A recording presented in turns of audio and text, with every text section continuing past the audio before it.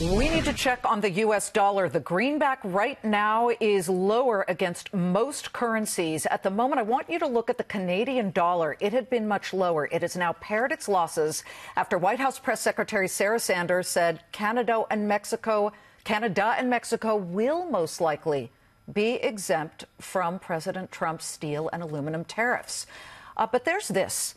On the heels of the U.S. trade deficit, we got that information today. The trade deficit with other countries has hit a 9-year-plus high in January, jumping 5% to $56.6 billion. And the worst of it is that our trade deficit with China jumped exponentially. The America First stance, is it working? And is that why President Trump has proposed steel and aluminum tariffs that have caused quite the brouhaha in Washington, D.C. and well beyond? We bring in Commerce Secretary Wilbur Ross right at the White House. We thank you so much for joining us, Secretary. Good to see you, Liz. Great to have you on the show. Okay, did you bring any props today? I have no props. No props Campbell's today. soup cans, no beer cans. Well, let me give you this. Sarah Sanders was very, very clear just a few minutes ago saying there will be exemptions on a country-by-country basis, but then she turned around and specifically said Canada and Mexico, and then she cited national security. Can you clarify or just make it easier for people to understand what's going on here? Surely. You remember the president's tweet from a couple of days ago where he said that subject to satisfactory renegotiations with Canada and Mexico, he would consider letting them out of the tariffs. He's clarifying that just a little bit to say, provided that the national security interests are well served by the negotiations. The same would be true of perhaps of some other countries. This is all about national security. It's all about economic security. We need the end result. The exact way we get there is a little less critical. Do you and the president see Canada and or Mexico or the Eurozone as a national security threat? National security, for the purposes of Section 232, which is the enabling act under which we're operating, is defined to include economic security. It's defined to include effect on employment. It's defined to include effect on individual industries. So it's not the conventional definition of national security. In the context of Section 232, yes, we do believe that there are issues. They need to be resolved, and we're hopeful that they can be.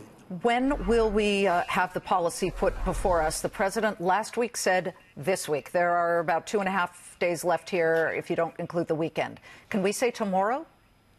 I don't want to get ahead of the president, but I believe we will live up to his promise that it will be this week, not including Saturday. Okay, so far, I believe it's 18, but it keeps rising. 18 World Trade Organization members, along with other American allies, have complained about this. We already talked about Canada and Mexico, but specifically the European Union, Secretary Ross, has pointed to very specific tariffs it will now slap on U.S. jeans, bourbon, motorcycles. I mean, let's say every country that exports steel in the U.S. to the U.S. is watching right now. What would they need to do to get that waiver or carve-out, as Sarah Sanders just called it?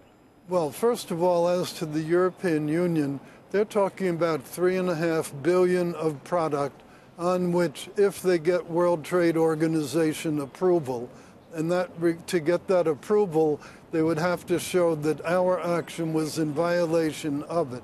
So this is not any cakewalk for them. Second, $3.5 billion is not a very big number relative to a $19 trillion economy. It's a tiny couple of tenths of 1% of the economy. So it's not a big deal. What they're trying to do is to show that they will try to do something in retaliation.